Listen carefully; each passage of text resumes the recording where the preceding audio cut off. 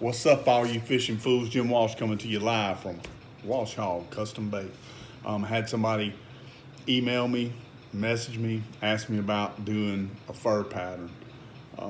So I have these little mouse plopper baits. I'm going to try to show you how to do the best I can, try to show you how to do a fur pattern. So these were white. I sanded them down, cleaned them up real good. And then I didn't have a gray, so basically I just took like 10 or 12 drops of white paint. Just let's see, that was white flat opaque, and then I just added like 1 drop of black in it, mixed it, and got a gray. It's a little bit darker than what I wanted. I don't know how good you can see it on there, but it'll work. So if you want to do a fur pattern, this is what is pretty much essential. You need to get you one of these fan brushes. See, it's kind of wide. You can get them in various different sizes. I think this is like a 1. I kind of like this one for the fur pattern. And then you just need to keep in mind that, you know, whichever way the fur is going, that's how you want to use your brush. And basically what I'm going to do is I'm going to do an airbrush and mix the color up. And then I'm going to just lay this brush on top. And I'm going to layer it, and I'm just going to spray through this brush, and that's what's going to give me my fur pattern. So I'm going to probably, on this, I'm going to probably do, reduce my air pressure to probably about 10 PSI or so.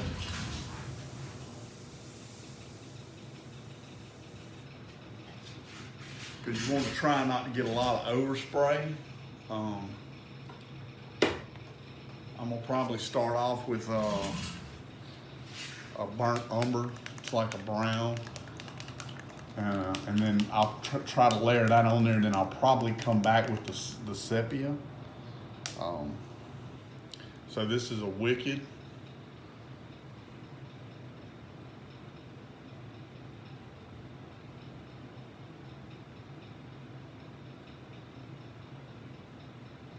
So I'm gonna probably put about 8 drops of that, and then I'm gonna reduce it with a 412 high performance reducer, and I'm gonna reduce it in half. So I'm gonna put 4 drops, 1, 2, 3, 4. And then I'll take a toothpick and mix that up really well. And that's basically just gonna make it easier to spray. Hiding behind this bait over here. So this takes a while to do, so I'm probably not gonna, you know, do the entire bait on this video, but I'll give you a good idea of what we do. So if the fur is going to be running this way, which would be, if you think about it, it runs from the head back. And I'm going to start at the back, and basically I'm going to set this brush on here, and I'm just going to lightly spray.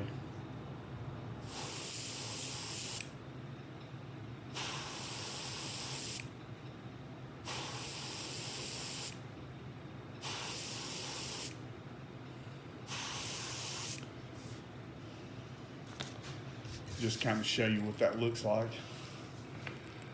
So I don't know how good you can see it, but you can see that it's starting to form a hair pattern. And basically you're just going to keep layering that. You're just going to keep doing it. Turn that down a little bit.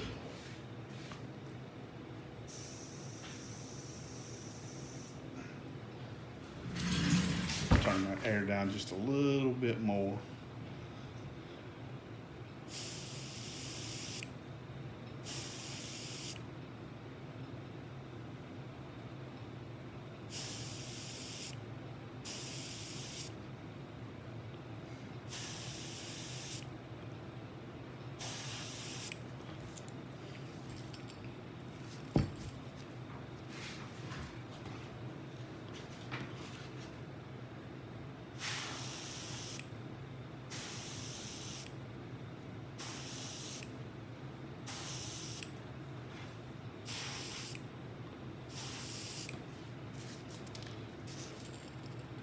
So anyway, you can kind of see And you're gonna have some dark spots and some lighter spots. I don't know if you can, how well you can really see that on here.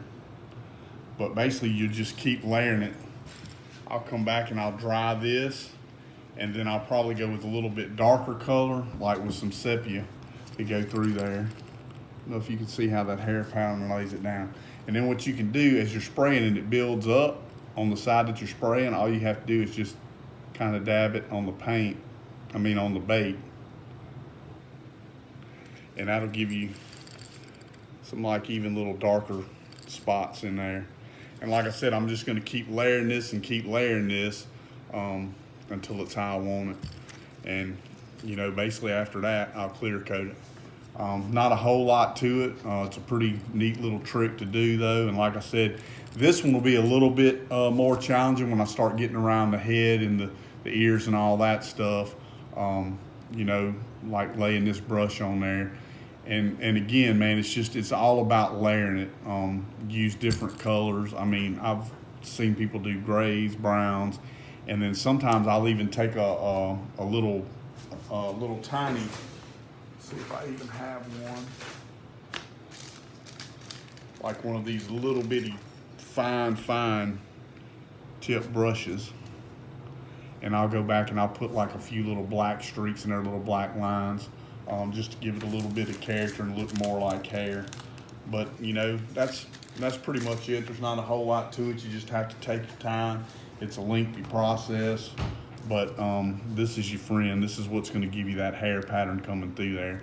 And I'll try to post a pic or something after I get finished with it. Like I said, it takes quite a while to do, but as you can see, that's the starting of the hair pattern. You can kind of see it coming through there. And as I layer it and I put some darker colors on top of it, and so basically what I'll do is like that first little coat there, I'll probably hit it with a blow dryer, dry it, and then I'll just keep putting coats on top of it till I like it, going with lighter or darker colors.